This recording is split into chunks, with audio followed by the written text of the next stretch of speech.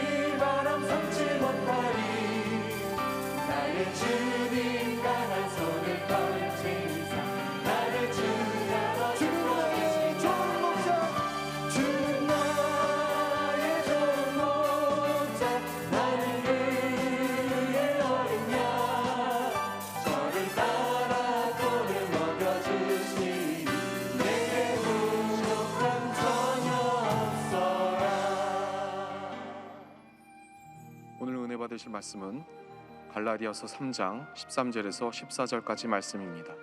갈라디아서 3장 13절에서 14절까지 말씀을 다 같이 봉독하겠습니다. 그리스도께서 우리를 위하여 저주를 받은 바 되사 율법의 저주에서 우리를 속량하셨으니 기록된 바 나무에 달린 자마다 저주 아래에 있는 자라 하였음이라. 이는 그리스도 예수 안에서 아브라함의 복이 이방인에게 미치게 하고 또 우리로 하여금 믿음으로 말미암아 성령의 약속을 받게 하려 함이라. 아멘.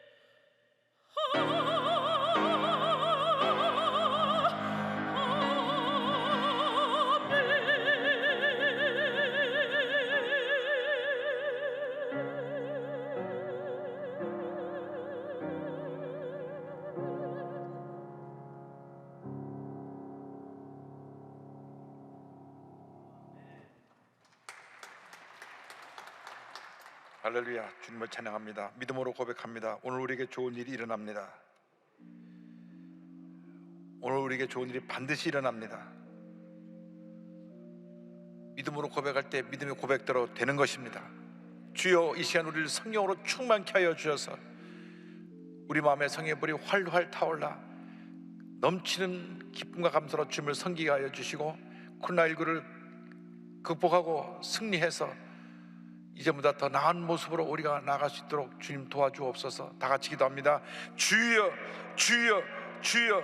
사랑과 은혜와 자비와 모신 하나님 아버지 간절히 기도드립니다. 저들 성령으로 충만케 하여 주셔서 코로나19를 극복하고 승리하게 하여 주옵시고, 하나님 아버지 예배가 회복되고 일상이 회복되며 모든 것이 다시 회복되는 은혜가 임하게 하여 주시옵소서. 하나님은 침체된 경제가 회복되게 하여 주옵시고, 하나님 아버지 사회가 안정되게 하시고 정치권이 안정되게 하시고 사회의 분열과 다툼이 사라지고 국민의 통합이 이루어지며 하나님의 영광 나타나게 하여 주옵소서.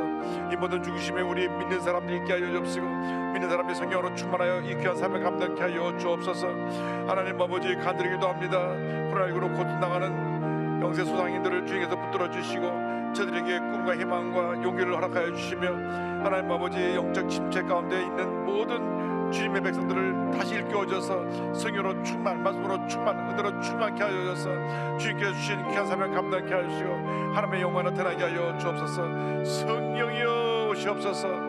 바람같이 불같이 생수같이 임하여 주옵소서. 성령으로 충만케 하여 주옵소서. 주 너를 지키리 아무 때나 어디서나 주 너를 지키리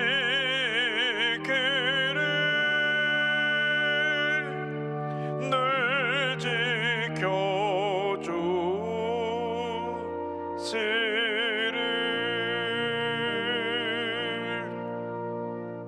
사랑과 은혜와 자비가 무한하신 하나님 아버지, 힘들고 어려운 시간을 지나고 있지만 성령으로 우리를 충만케 하여 주셔서 모든 어려움 극복하고 승리의 삶 살아가도록 은혜 내려 주시옵소서. 코로나19가 속히 종식됨으로 예배가 회복되고 사회가 안정되고 경제 회복되고 우리 대한민국의 제2의 부흥이 다가오게 하여 주시옵소서. 그 일의 중심에 우리 교회가 있게 하시고 우리 믿는 사람들이 한마음 되어 귀한 사명 잘 감당케 하여 주시옵소서. 예수님의 이름으로 기도 올리옵나이다. 아멘. 오늘은 갈라디아서 3장 13절 14절을 본문으로 하여 부요의 복을 주신 예수님, 이어든 제목으로 함께 말씀의 은혜를 나누기 원합니다.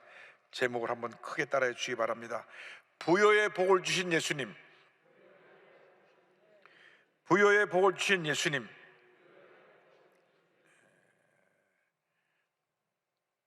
1950년 6월 25일 시작된 우리 한국 전쟁은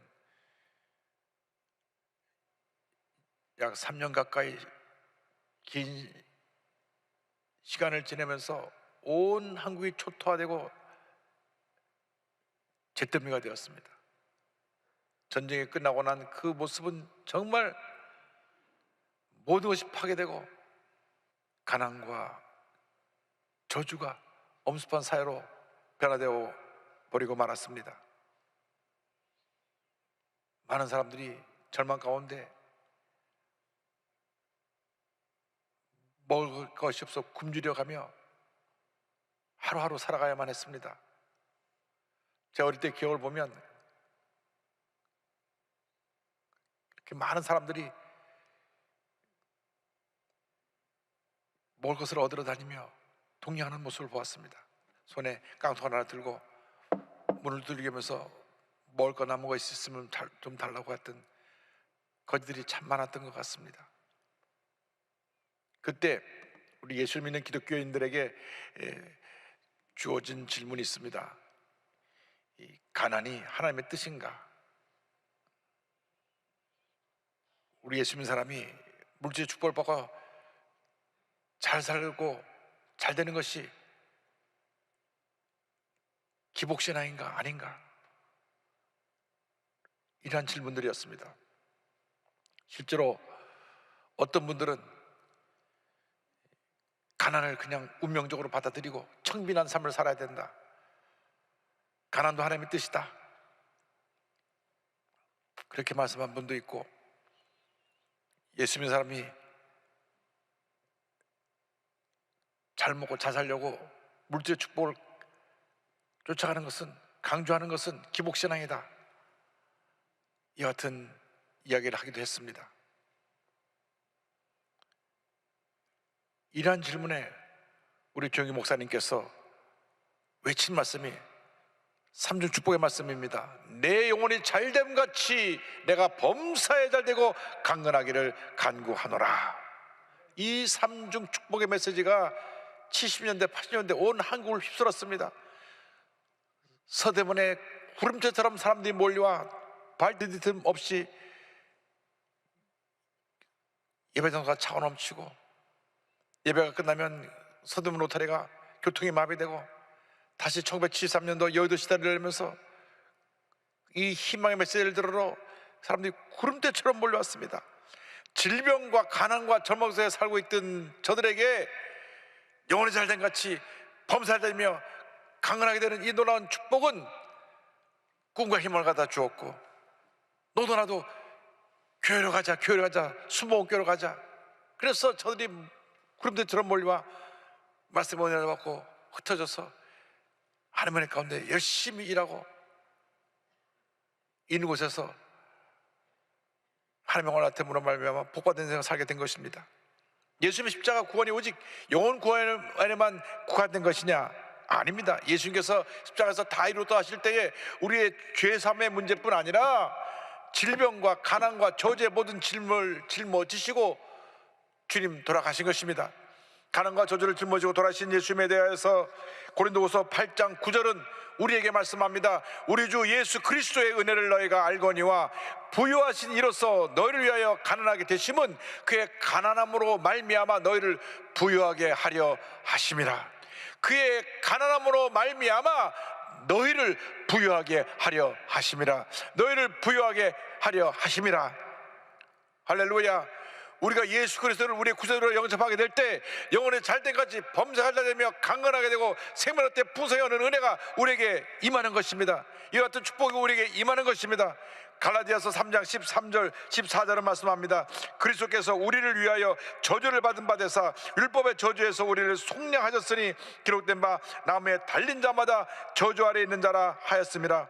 이는 그리스도 예수 안에서 아브라함의 복이 이방인에게 미치게 하고 또 우리로 하여금 믿음으로 말미암아 성령의 약속을 받게 하려 함이라. 십자가의 너로 말미암아 저주가 사라지고 가난이 사라지고 질병이 사라지고 아브라함의 복이 임하게 되었습니다.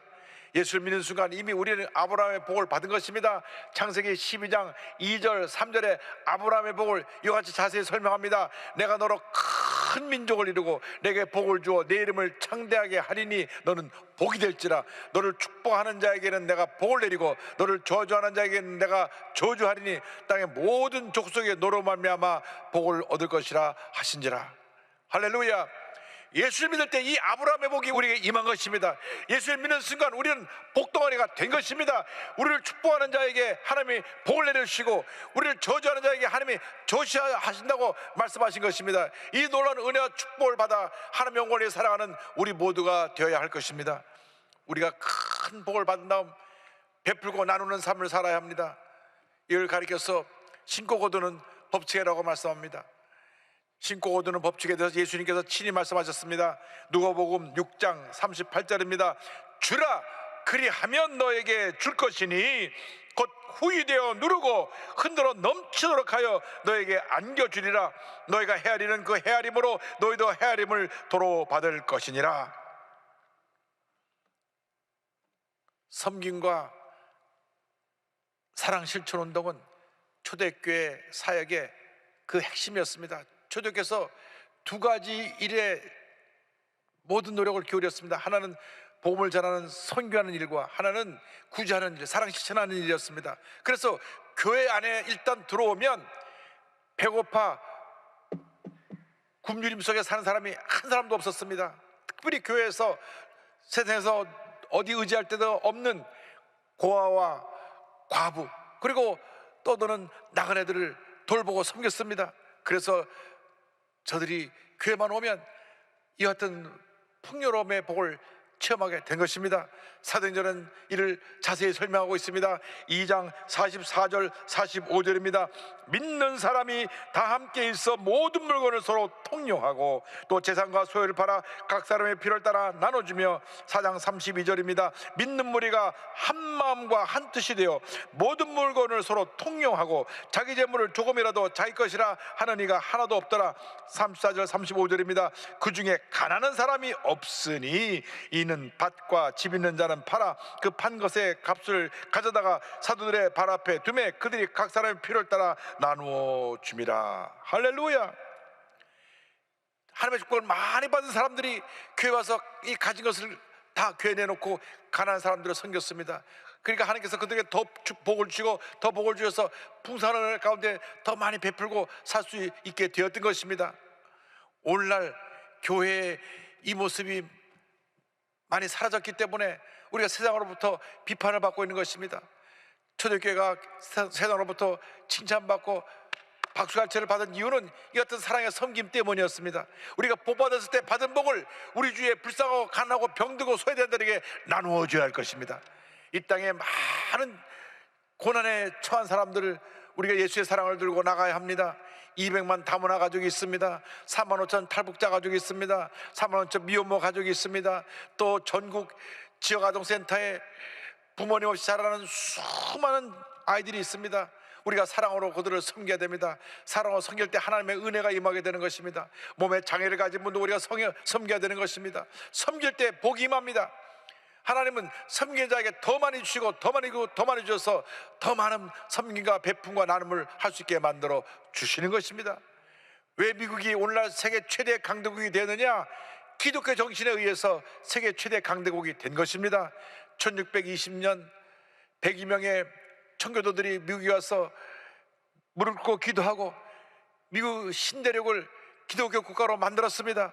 기독교 복음이 기초가 되어서 미국은 부강한 나라가 되고 베풀고 나누는 나라가 되어서 세계 최대 강대국이 된 것입니다. 지금 옛날 같지는 않지만 그래도 미국의 기독교 정신은 살아있어 믿는 사람들이 앞장서서 선을 베풀고 나눠주고 함으로 말미암아 하나님의 큰 복을 받고 있는 것입니다. 우리도 받은 바 이 놀라운 은혜를 베풀고 나누며 살아가는 주님의 귀한 일꾼이 되어야 할 것입니다. 공산주의자들은, 사회주의자들은 잘 사는 사람이 너무나 잘 살고 못 사는 사람이 너무 못 사니까 잘 사는 사람 것을 빼앗아다가 못 사는 사람 나눠주면 다 같이 잘 사는 줄 알고 그렇게 했지만 결국은 다 같이 망하고 말았습니다. 러시아가 풍요로운 나라였습니다. 그러나 1917년 볼셰비키 혁명으로 공산화되고 난 다음 74년 만에 완전히 가난한 국가로 무너지고 말았습니다. 그래서 소련이 무너지고 난 다음 그곳에 신학교를 세우고 들어가 보니까 한 달 생활비가 20달러입니다. 20달러. 소련이 핵무기를 만들고 달러 로켓을 쏘고 했는데 온 국민은 가난 속에 살았던 것입니다. 그렇습니다. 예수님 없이 참된 복이 없습니다. 예수님이 복을 줄 때 그 복을 나눌 때 복을 더 부어주고 더 부어주시는 것이지, 예수님 없이 인간의 힘으로 가진 것을 빼앗아 없는 사람에게 주면 다 같이 못 살게 되는 것입니다. 우리가 초대교회 사랑의 공동체 모습을 회복해야 될 것입니다. 사도 바울이 고린도 교회에 이와 같은 편지를 보냈습니다. 고린도 후서 9장 8절 9절입니다. 하나님이 능히 모든 은혜를 너에게 넘치게 하시나니 이는 너희로 모든 일에 항상 모든 것에 넉넉하여 모든 착한 일을 넘치게 하게 하려 하심이라. 기록된 바 그가 흩어 가난한 자들에게 주었으니 그의 의가 영원토록 있느니라 함과 같으니라.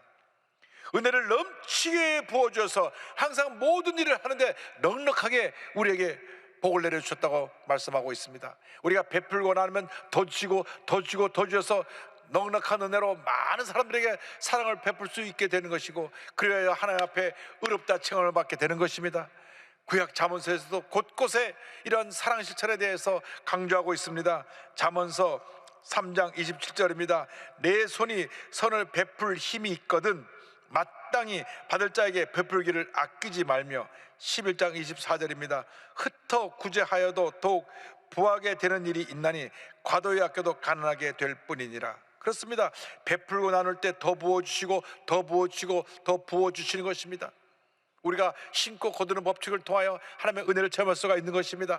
특별히 영적인 부의 축복이 더욱 그러합니다. 하나님을 위해서 기도와 감사로 심으면 그 영혼이 잘됨으로 말미암아 범사가 잘되고 강건하게 되는 은혜의 축복이 임하게 되는 것입니다. 주님 앞에 나서 열심히 예배드리고 주님을 섬기면 주님께서 그 마음에 평안과 기쁨을 주시고 일주일 동안 온 가정이 복받은 삶을 살게 만들어 주시는 것입니다. 주 앞에 나서 열심히 물질 드리고 헌신하고 봉사하고 섬기면 하나님께서 하늘에 큰 상급을 쌓아주시고 이 땅에 사는 동안 복받은 인생으로 살게 만들어 주시는 것입니다. 그래서 갈라디아서 6장 8절은 말씀합니다. 자기의 육체를 위하여 심는 자는 육체로부터 썩어질 것을 거두고 성령을 위하여 심는 자는 성령으로부터 영생을 거두리라. 시편 126편 5절 6절입니다. 눈물을 흘리며 씨를 뿌리는 자는 기쁨으로 거두리로다. 울며 씨를 뿌리러 나가는 자는 반드시 기쁨으로 그 곡식단을 가지고 돌아오리로다. 기쁨과 감사함으로 주님을 위해서 심을 때 하나님께서 넘치는 복으로 우리가 돌려주십니다. 우리가 눈물로 씨앗을 심으면 기쁨으로 단을 걷게 되는 것입니다. 주님의 영광을 위해서 헌신하며 충성할 때 우리가 그것이 때때로 힘들고 어려운 일이라 할지라도 하나님께서 이 모든 우리의 수고와 헌신을 아시고 넘치는 복으로 우리에게 채워주십니다. 그러므로 예수 그리스도 안에서 복받은 인생을 살아가는 여러분 되시기를 주님의 이름으로 축원합니다. 우리는 나아가서 영적 부여를 누리며 살아가야 합니다. 영적 부여를 누리는 길은 우리가 하나님을 전적으로 믿고 의지하는 데 있습니다. 하나님을 믿고 의지하고 주 안에서 기뻐하고 감사하면 우리의 길이 형통하게 되는 것입니다.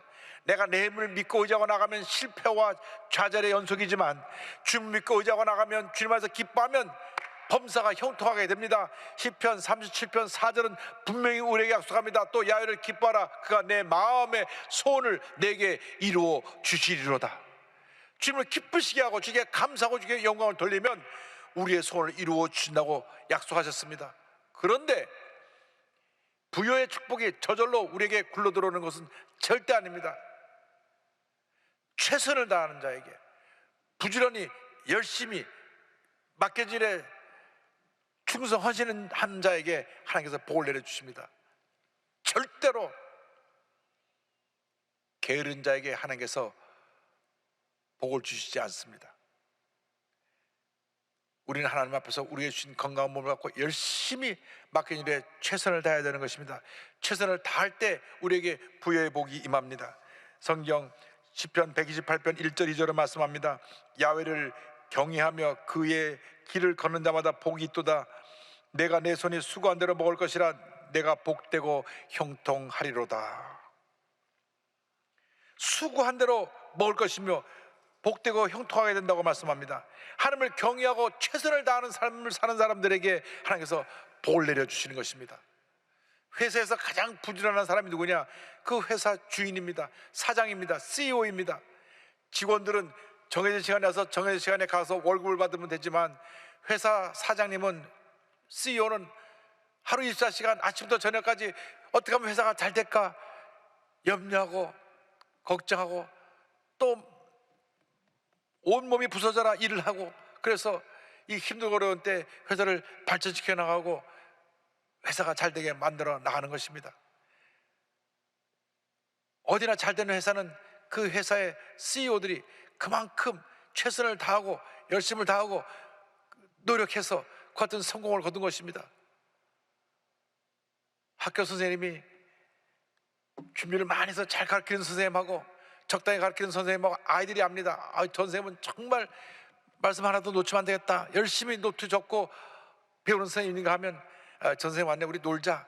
뒤에서 장난치는 그러한 선생님도 있는 것입니다. 최선을 다해야 됩니다. 어디서 무엇을 하든 간에 내게 맡겨준 일에 최선을 다할 때 복을 내려주시는 것입니다. 변호사가 늘 변호해서 이기는 사람을 보면 많이 노력하고 많이 연구한 사람들입니다. 모든 판례를 다 찾아서 10년 전까지 들어도 다 뒤져가지고 이긴 판례를 찾아내갖고 딱 재판할 때 들이밀어서 언제 이런 케이스에 이렇게 판결이 내렸습니다 하고 그 증거물을 내놓으면 재판에서 이길 수 있게 되는 것입니다. 그렇습니다.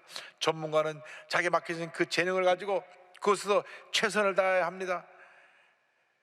적당히 되나 보면 절대 없습니다. 최선을 다할 때 그곳에서 두각을 나타내게 되고 그곳에서 하나님의 영광을 나타내게 되는 것입니다.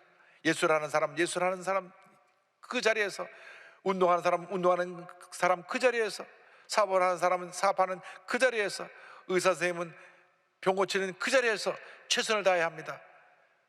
나가서 주님을 섬기는 우리들은 주님께서 맡겨준 일에 충성 헌신 봉사를 해야 되는 것입니다. 고린도후서 4장 2절을 말씀합니다. 그리고 맡은 자들에게 구할 것은 충성이니라. 최선을 다하는 자에게 하나님이 성공이라는 선물을 주십니다. 그리고 하나님이 그를 복되게 만들어 주십니다. 그를 의인으로 칭해 주시는 것입니다. 시편 37편 25절 26절입니다. 내가 어려서부터 늙기까지 의인이 버림을 당하거나 그의 자손이 걸식함을 보지 못하였도다. 그는 종일토록 은혜를 베풀고 꾸어주니 그의 자손이 복을 받는도다. 복받은 하나님의 자녀들은 늘 베풀고 나눠주는 삶을 살게 되는 것입니다. 여러분 모두가 복받은 인생으로 살아가게 되기를 바랍니다.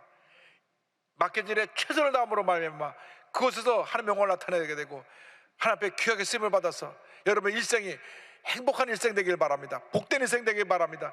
잘된 일생 되기를 바랍니다.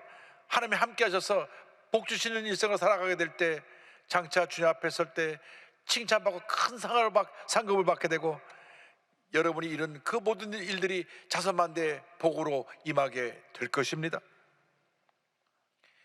최근 100년 동안의 역사를 볼 때 세계에서 가장 많은 부를 수했던 사람이 락펠러라고 하는 사람입니다. 아주 가난한 어린 시절을 보냈습니다. 근데 그 어머니는 보수적인 침례교 교인이었는데 유태계 미국인으로서 아들에게 철저하게 신앙교육을 했습니다. 10살이 되었을 때 어느 날 어머니가 불렀습니다. 20센트를 주시면서 여기 2센트는 하나님 것이니 하나님께 꼭 드려야 되고 나머지 것을 내가 써라. 그렇게 11조를 가르쳐 주었습니다. 요즘으로 말하면 뭐 2,000원 주고 나서 200원 하나님께 드리고 1,800원은 내가 너 필요한 데 써라 이렇게 얘기한 것과 다름이 없습니다. 그는 예수님 앞에 드리는 것을, 주님 앞에 드리는 것을 기쁨으로 알고 그때로부터 철저하게 11조를 했습니다. 어머니 말씀 순종해서 수입이 생긴 대로 먼저 11조를 드리고 나머지 자기가 할 일을 했습니다. 교회 나서 예배 드리는 것이 너무나 큰 기쁨이었고 11조를 드리는 것이 너무나 큰 기쁨이었습니다. 그의 어머니가 그에게 신앙의 유산으로 세 가지를 물려주었습니다. 첫째는 11조 생활을 해야 된다고 하는 것입니다. 그는 철저하게 한평생 11조 생활을 했습니다. 둘째는 교회 가서 맨 앞자리에 앉아서 말씀을 은혜 받고 예배를 잘 드리라는 것이었습니다. 그는 주일 날이면 꼭 앞자리에 앉아서 목사님 말씀에 귀를 기울이고 말씀을 듣고 은혜를 받았습니다. 셋째로 교회 일에 절대적으로 순종하고 목사님의 마음을 아프게 하지 말아야 한다는 것이었습니다. 그래서 교회 일에 무슨 일을 맡기든지 그 일에 예하고 순종했고 목사님을 기쁘시게 하고 교회를 함께 힘써 했던 하나님의 귀한 사람으로 쓰임을 받았습니다. 그 결과 하나님이 그게 복의 복을 주셔서 40대 미국 최고의 부자가 되었고 50대 세계 최고의 재벌이 되었습니다. 얼마나 많은 축복을 주셨든지 그가 살아생전에 하나님의 영광에서 기부한 돈이 현재 화폐 가치로 5조 3천억 달러, 약 145조 정도가 됩니다. 그가 물질로 섬겨서 세운 많은 학교 기관이 있습니다. 락펠러 의학 연구소, 미국의 명문대학인 시카고 대학, 락펠러 센터, 뉴욕에 있는 뉴욕 현대미술관 링컨 센터를 건립했고 뉴욕 한복판에는 센트럴 파크와 유엔 본부 땅을 사서 기증을 했고 뉴욕이 자랑하는 리버사이드 처치 대리석으로 지어진 이 아름다운 교회에 들어가면 웅장한 파이프 오르간이 있는데 파이프 숫자만 12,000개입니다. 12,000개. 저희 교회 숫자가 지금 1,103개인데 이 숫자를 지금 2배 이상 늘리려고 지금 준비하고 있는데 리버사이드 철치에 있는 파이프가 12,000개라고 하니까 그 소리가 얼마나 웅장하겠습니까? 그리고 미국 전역에 세운 교회가 5,000교회가 넘습니다. 누구든지 락펠러 재단에 편지 보내서 우리가 교회를 짓는데 지금 어려움이 있습니다 하면 가서 확인해보고 다 교회를 지어줬습니다. 그렇게 지어준 교회가 5,000개가 넘습니다. 세상을 떠나기 전에 그가 하나님 앞에 내놓은 재산이 요즘 화폐 가치로 383조입니다. 그 당시 일본 예산의 8배라고 그랬습니다. 이렇게 그는 복받은 인생을 살았습니다. 하나님께서 그에게 장수의 복을 주셨어. 50대에 그가 중병에 앓고 그가 죽음의 고비를 넘기는데 그때 결심했습니다. 내가 남은 인생 베풀며 살겠다. 그러니까 하나님께서 장수의 복을 주셔서 98세까지 살면서 이 많은 귀한 일을 하게 만들어 주신 것입니다. 그렇습니다. 여러분, 우리 모두가 복받은 인생을 살아야 합니다. 절대로 그냥 내 것 움켜쥐고 살지 말고 하나님 영광에서 아낌없이 베풀고 나누는 삶을 살아가는 여러분 모두가 되기를 바랍니다. 여러분의 주신 재능을 갖고 힘써 주님을 섬기십시오. 1820년에 태어나서 1915년까지 살면서 95세를 살았던 파니 제인 크로스비 선생님은 생후 6주 만에 약을 잘못 써서 눈이 멀게 되었습니다. 눈이 붓고 열이 나니까 민간요법으로 고친다고 그 동네에 있던 돌팔이 의사가 겨자를 갖다 갈아서 눈에 붙이라고 줬습니다. 그것을 집에 일어나는 사람이 뜨겁게 데워서 눈에 얹으니까 오히려 염증이 퍼져갖고 두 눈을 멀고 말았습니다. 그러나 그는 거기서 멈추지 않았습니다. 하나님의 주신 은혜 가운데 주님을 잘 섬기고 주님 주신 재능을 갖고 찬송을 지키기 시작했습니다. 찬송을 무려 생을 떠날 때까지 9,000편을 지었습니다. 그는 믿음의 부자였습니다. 지어진 수많은 찬송들이 사람들에게 큰 감동을 주었습니다. 그의 나이 54세 때 1875년에 꼭 5불이 필요해서 하나님 앞에 기도를 하는데 하루 종일 돈을 구할 수가 없었습니다. 그래서 하나님이 오늘 나의 기도를 응답하지 않으시는가. 저녁을 맞이했을 때 누가 문을 두들겼습니다. 여기 파니 제인 크로스비 선생님 계십니까? 저는 이곳을 지나가는 교회 성도인데 선생님 찬송에 너무나 많이 은혜를 받아서 감사 인사드리러 왔습니다. 잠깐 들어와서 차를 마시며 20-30분 인사하고 나가는 길에 악수를 하는데 못을 손에 쥐어주고 나갔습니다. 펼쳐보니까 5불짜리입니다. 그래서 그때 하나님 앞에 무릎을 꿇고 주님 감사합니다. 주님이 나 일생 나가도록 나를 인도하시고 나와 함께 하시니 나의 만사가 형통합니다. 그래서 지어진 찬송이 나의 갈 길 다가도록입니다. 여러분의 삶 속에 이 어떤 풍성한 은혜가 주님 오신 날까지 넘쳐나시기를 주님의 이름으로 축원합니다. 나의 갈 길 다가도록 예수 인도하시니 내 주 안에 있는 긍휼 어찌 의심하리요. 믿음으로 사는 자는 하늘 위로 받겠네. 무슨 일을 만나든지 만사 형통하리라. 무슨 일을 만나든지 만사 형통하리라. 예수 안에서 모두가 부의 복을 받아서 베풀고 나누는 삶을 살아가시기를 주님의 이름으로 축원합니다. 기도하겠습니다. 사랑과 은혜와 자비가 무한하신 하나님 아버지, 한 번뿐인 인생인데 우리가 부의 복을 받아서 베풀고 나누고 구제하고 선교하며 하나님의 영광의 한 삶을 살아가도록 주님 우리의 삶을 복내려 주시옵소서. 예수님의 이름으로 기도 올리옵나이다. 아멘.